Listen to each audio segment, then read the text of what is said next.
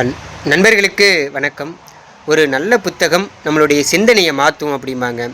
ஜெயகாந்தன் அவர்கள் எழுதிய ஒரு மனிதன் ஒரு வீடு ஒரு உலகம் அப்படிப்பட்ட ஒரு புத்தகம் தான். இந்த புத்தகத்தோட அந்த மையமாக இருக்கிறது ஹென்றி அப்படிங்கிற ஒரு கதாபாத்திரம். அவர் எப்படிப்பட்டவர் அப்படின்னா, அவர் பெரிய அறிஞர் இல்லை, பெரிய புத்திசாலி இல்லை, பெரிய செல்வந்தர் அப்படியும் இல்லை, சாதாரண ஒரு மனிதர். அவர்கிட்ட ஒரு ஒரு நல்ல குணம் என்ன அப்படின்னா, அவர் மனிதர்களை ஜட்ஜ் பண்ண மாட்டார், மதிப்பிட மாட்டார். அவர்களுடைய கடந்த காலத்தை வச்சு அதை ஒப்பிட்டு அவங்க இப்படித்தான் அப்படின்னு ஒரு முடிவுக்கு வர மாட்டார். அதே போல் மனிதர்களை நேசிக்கிறதுக்கு, அன்பு செலுத்துறதுக்கும் எந்த காரணமுமே தேவையில்லை அப்படிங்கிற ஒரு சுபாவம் கொண்டவர் அந்த ஹென்றி அப்படிங்கிற ஒரு கேரக்டர். அதுக்கப்புறம் தேவராஜ் அப்படிங்கிற ஒரு கேரக்டர். அவர் எப்படிப்பட்டவர் அப்படின்னா, அவர் படித்தவர், சிந்திக்க தெரிஞ்சவர், ஆசிரியராக இருக்கிறவர், நமக்கு எதுக்கு வம்பு அப்படின்ட்டு யாரோடையும் ஒட்டாமல் இருக்கிறவர், தான் உண்டு தான் வேலை உண்டு அப்படின்னு இருக்கிறவர்.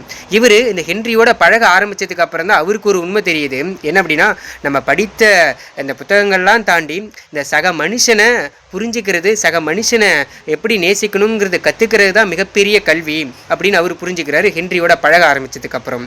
அதுக்கப்புறம் மூணாவதாக ஒரு கேரக்டர் தேவராஜ் அப்படிங்கிற ஒரு கேரக்டர். அவர் ஒரு லாரி டிரைவர். பார்க்குறதுக்கு ரொம்ப முரட்டுத்தனமாக இருக்கார். ஆனால் அவருடைய அந்த மனசு ரொம்ப மென்மையாக இருக்குது. அளவில்லாத அன்பும் கருணையும் கொண்டவராக அவர் இருக்கார்.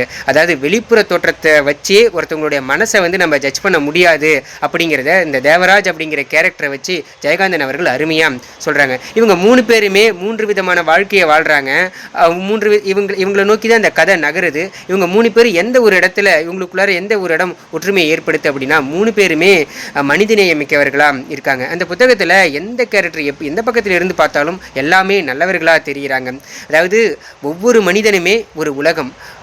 ஒரு மனிதனை புரிஞ்சுக்கிறதுக்கு கொஞ்சம் பொறுமை, கொஞ்சம் அன்பு, கொஞ்சம் கருணம் தேவை. அப்படி இருந்தால் அவனுடைய உலகத்தை நம்ம புரிஞ்சுக்கலாம் அப்படிங்கிறத இந்த புத்தகம் விவரிக்குது.